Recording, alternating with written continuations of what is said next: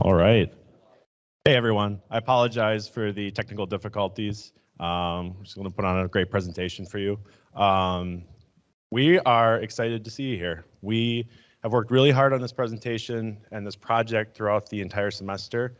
We couldn't thank HBS enough. They gave us the equipment to make this solution possible, and we really appreciate you taking the time out of your schedules to hear about our journey here. So to begin, my name is Noah. I am a project manager for this team, and I'm a former data center engineer intern at Meta over the summer, and I will be an incoming solutions engineer at Cisco, or technical consulting engineer at Cisco. Hello, everybody. My name is Hannah Schwenke, and I was the infrastructure engineer for this project. And I'm very excited to announce that post-graduation, I will be continuing my work with Heartland Business Systems as a network engineer. Hello, everyone. I'm super excited to see all of you guys here today. Well, my name is Zhang, and a little bit about me is that I've been working here in the CNIT program as a lab assistant for about a year now. And I'm also happy to announce that I'll be working at HBS after graduation as a consultant engineer. And the main role that was designated for me throughout this project was wireless engineering. Hello, everyone. My name is Yu, and for this project, I was the DNAC engineer. And then after graduation, I'll be working at HBS as an engineering associate. Hello, everyone. My name is Jacob Whitney. I was the ICE engineer for this project, and I'm currently the lead technical student assistant at UW-Stout SLS Help Desk, and I currently do not have a job for after graduation, so if anyone is impressed with the presentation, please reach out.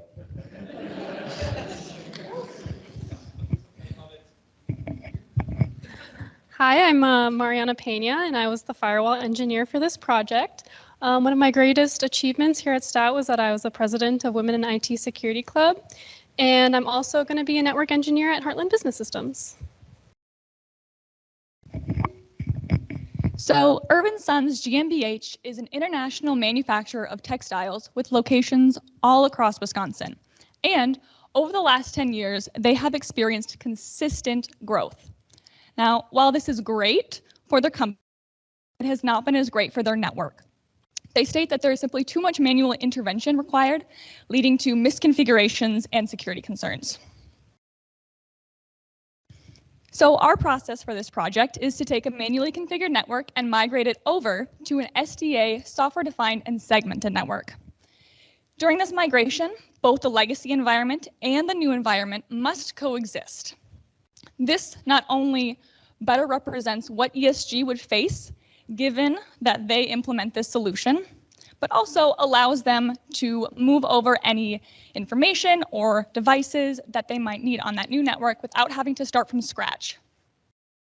And then also this migration will heavily leverage the usage of Cisco ICE, Cisco DNA Center, and Firepower. So what is on the legacy network? Well, like I stated before, this is kind of an example network of what the company currently has. Granted, it's on a much smaller scale. So we've got 2 Cisco 3650 switches, we've got some end user devices, and then we've got some servers. More specifically, we have a Cisco UCS 220 server, and this was given to us by Heartland Business Systems. On this server, we are hosting most of our primary services. We've got all the big important things that are crucial for the network to run. We also have a secondary server, which is given to us by UW-Stout, and it is an HP server. And this is hosting mostly our secondary services, backup services, kind of more general things, and then also our example employee devices. Finally, we have those IP phones and an access point for internet. But why is the network lacking? Well, there's 3 big reasons. The first being that the security is based off of IP addresses rather than the user themselves.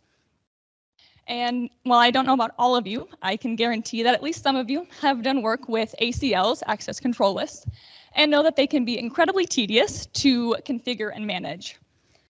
Something that is just not suitable for a large network. There are also ways to get around ACLs, given that you are smart enough to know how to do so, which leaves potential for the network to be vulnerable. Finally, we see lack in our segmentation, with there being just so many ways to segment a network, which is not inherently bad. However, most of them require that manual configuration that we're trying to move away from. But if this is not working, what would? That's where SDA comes in. Thank you, Hannah. What is SDA, or software-defined access? Well, SDA is scalable. And with scalability, SDA allows you to stretch the layer 2 and over layer 3 using a VXLAN data plane. And it's tunneled instead of using broadcast, so there's no need for spanning tree protocol. Virtualization in SDA, there are new ways to virtualize every area of the network, including virtual routing tables for macro segmentation and tunnels with VXLAN. Ease of management, with SDA, you'll see that we have a single pane of glass view in DNA Center, and it integrates with Cisco Identity Services Engine and Firepower. SDA is secure. With SDA, you have that macro segmentation I mentioned, where you can couple all of the different SGTs and VLANs into a single VRF. Ideally, we would want to isolate corporate and guest data. Guests should not be in a corporate network. And using microsegmentation in software-defined access, we have something that's a little different than ACLs, and it's what we call a policy matrix. And as you can see, we have our destinations for our SGTs, which are just another logical grouping of users that we can use to base our security policies off of. And with policy drivers like Cisco ICE and Cisco Firepower, or Firewall Threat Defense Virtual, which is what we were running, you can integrate SGTs and you can do macro segmentation outside of the fabric where this policy matrix is set. And SDA is automated. Like I mentioned, DNA Center is that single pane of glass view. It runs on its own appliance and it can't be virtualized, but it runs the whole network. It basically separates the control plane from the individual devices, making the responsibility of the devices that are moving traffic to just move traffic using the data plane. And programmability, DNA Center runs natively on northbound and southbound APIs. And with this allows you to explore different ways you can implement programmability using DNA Center in your organization. All right, so now let's talk about the benefits of SDA. So as Noah has mentioned, SDA can provide us with a lot of benefits, including simplified network operations, improved network security, increased network agility, enhanced user experience, greater visibility and control of the overall network, and in most cases, it is cost effective. In traditional networking, 95% of manual configurations or network changes are done through manual configuration. And as we know it, manual configurations usually runs the risks of creating errors or having misconfigurations. And 70% of misconfigurations are actually a result of human error. And this results in a lot of time and money having to be invested into operational expenses to deal with troubleshooting issues.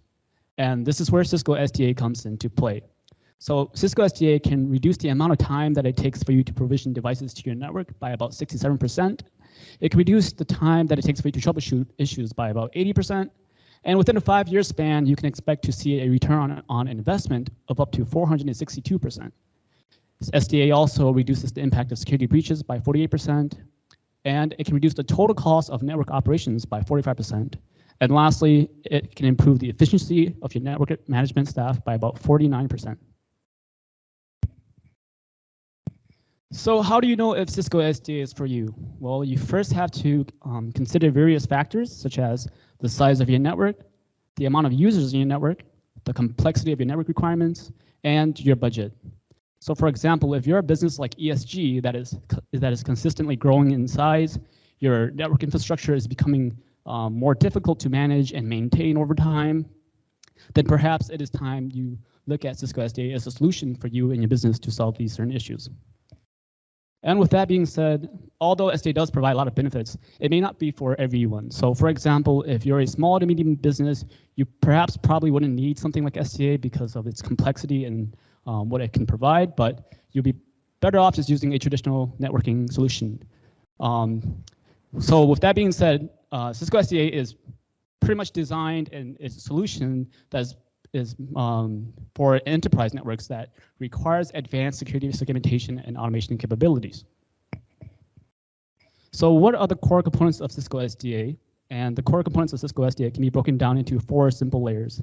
The first layer is the physical layer, which consists of your network switches, your routers, your DNA center, your Cisco ISE, and your wireless LAN controllers.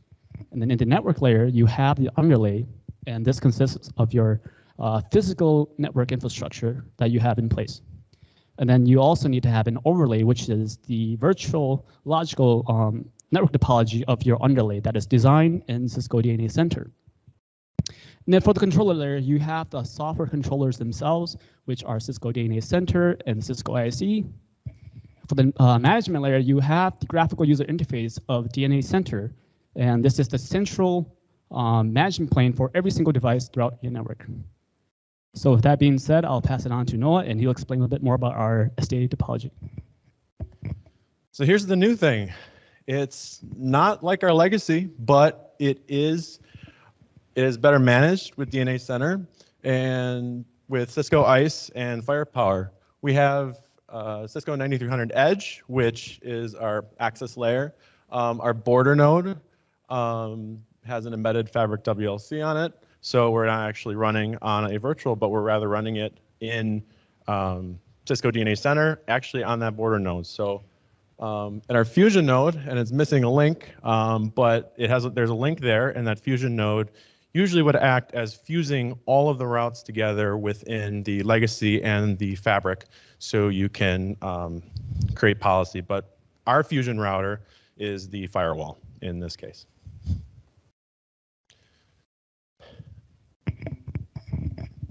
All right, so let's talk about Cisco's Digital Networking Architecture Center, or DNAC for short. So what is DNAC? DNAC can be considered the brains of the whole operation for designing a SDA network. It can also be thought of as the motivator for giving you a reason to switch to SDA. So DNAC itself streamlines your whole design process, deployment process, and maintenance process of your whole entire network. So when you think about designing a network, you would think about having an IP addressing scheme, connections, ports, IP address pools, all that stuff. In DNAC, you have a single place where you put all that information, and then in the deployment process, DNAC actually uses Cisco plug and play, which pushes configurations automatically to any device that you have in the network. When it comes to the deployment process, you can have a greenfield or brownfield approach. Brownfield is when you have a network that already exists with configurations, and you just add in SDA configurations. In greenfield, you can actually do a process called LAN automation, which pushes configurations onto brand new devices which are not configured, just right outside of the box.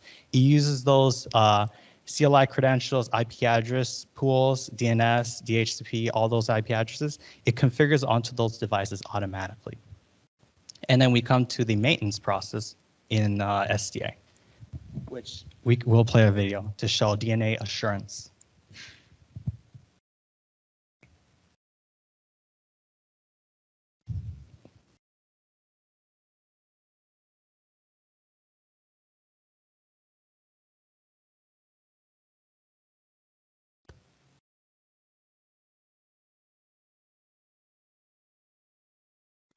So on to what DNA assurance within our network.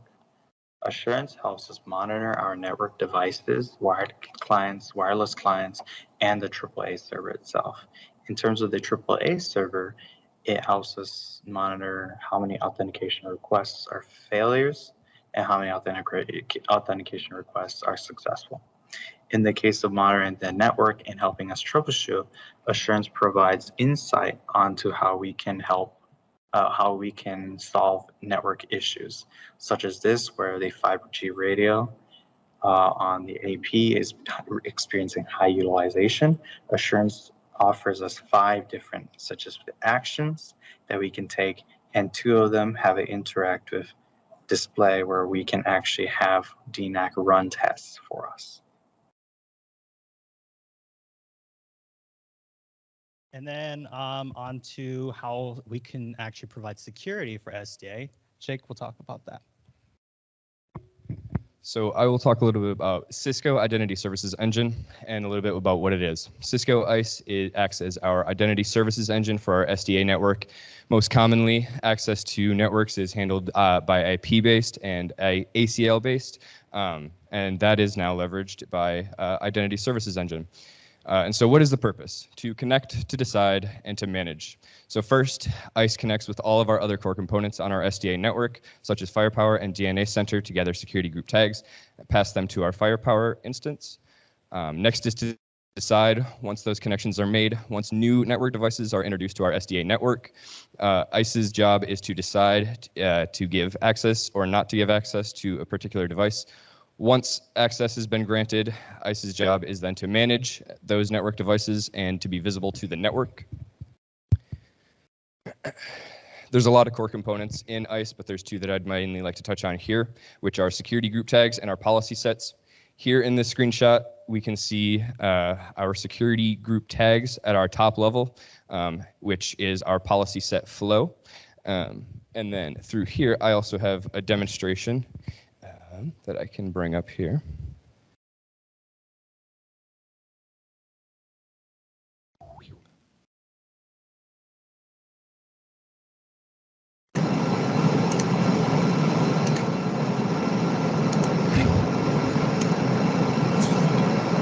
This is a demonstration of our security group tags being assigned and deassigned to an employee PC on our ESG network. Here we have a virtual machine running Windows connected to our employee network, and currently there is no security group tag assigned to this PC, but if we log in under this employee's account, which is connected to the domain, it will be assigned an SGT.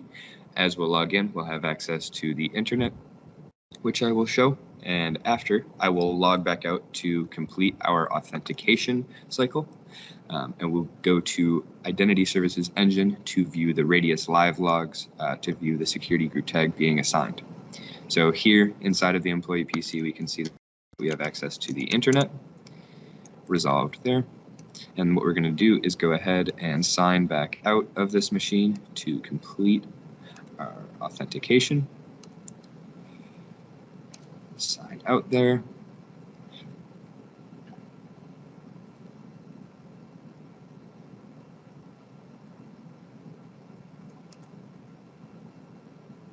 And now that we're signed out, we can head over to our Identity Services Engine, which this is right after logging in, drops you on the dashboard, which gives you contextual information on authentications, network devices, endpoint, things like that. What we're interested in is our Radius live logs, which shows our active connections.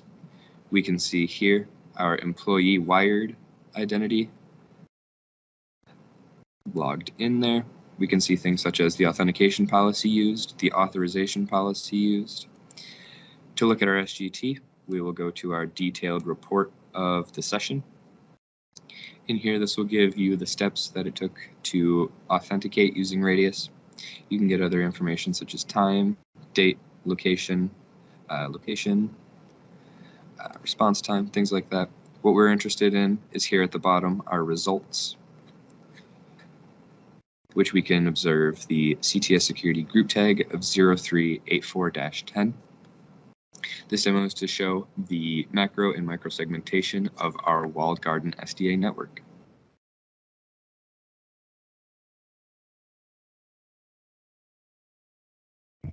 Thank you, Jake. So what is Cisco Firepower? Cisco Firepower is the virtual firewall that we used in our SDA network, and it uses advanced threat protection and has wide network visibility for all types of businesses and organizations. So what are the general benefits of using a virtual firewall? They are just highly scalable and also offer greater administrative flexibility when it comes to it. So on to the next slide. What we did for our implementation in the SDA was that we integrated Firepower with Active Directory. And we did that with Identity Realm for enforcing user-based control policies. And another way that we used Firepower in our SDA was integrated it with ICE for greater control over group and user policies through security group tags, as Jay kind of explained. And the way that we did this was we used macro segmentation and funneled traffic into separate sub-interfaces that we created on Firepower. And this helped to segment the network based off of corp data and guest virtual network and keep our underlay segmented. And we did this through using BGP. And one of the unique ways that you can use Cisco Firepower is you can actually apply security group tags to the access policies that you create on the firewall. And security group tags can be the location of someone, or it can be the device type, etc. But then we applied separate security zones to keep that traffic segmented from each other. And then we'll go on to the next slide where I have a logical topology of our general setup. As you can see, Firepower is connected to our Fusion with the sub-interfaces that you can see on my left. And those sub-interfaces, you can see that the corp virtual network and the guest virtual network are completely segmented from each other, and that's good for security purposes. So then I'll pass it on to Noah to talk a little bit more about our diagram. Well, here it is. This is our full switch over, our parallel implementation from our brownfield legacy to our greenfield SDA environment. Next slide. And in conclusion, the benefits outweigh not doing it, and increased scalability, reduced network maintenance, fewer configurations. And throughout all these different benefits, we approximately saved 3 days and 7 hours of time and $2,000 in administrative overhead within the 3 months we had the software-defined access equipment. Next slide, please. And what we learned after 800 plus hours in the lab. I can start technical and management commits as a project lead and incoming at Cisco. This was a really interesting technology to explore and deep dive in, and I wanted to get as much technical as I could while being able to effectively manage the team and get stuff done.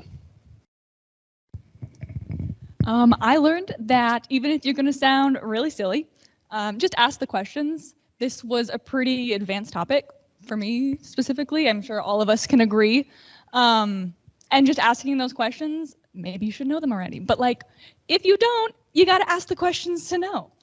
Also, it's okay to be just a little silly in general. I feel like there's a lot of stress in some troubleshooting that we had in the lab, but a lot of that was relieved by, you know, someone just jumping in with some story about their class or some silly anecdotal statement about what we're doing, and it just really helped relieve the tension. So that's what I learned. I'm really happy about the experience that I've had to work with Cisco SDA and actually implemented it. I've learned a lot of things about what it can do and provide for enterprise networks through automation and security segmentation. And aside from the technical side of things, another important thing that I've learned is that with determination, discipline, and dedication, you can achieve anything you want to do, even something such as implementing Cisco SDA within 3 months. For this project, we went through a process of looking at the documentation steps that we could take to deploy an SDA network. But I also went through the process of having to land on a mate 5 different times before actually understanding the whole process of how it works. And that was really interesting. What I learned is that the environment in which you work is very important to success. We have a really good environment here at UW-Stout. Holly's built a really good program around us, a lot of support, a lot of really great people around us, and I really think that contributed to our success in this project. And I just learned to approach unfamiliar concepts and technologies with bravery. I had no idea what DNA Center was or ICE, and my work with firewalls was pretty limited. And I just approached it with bravery and learned the most that I could. So. Thank you for listening. We really appreciate your time.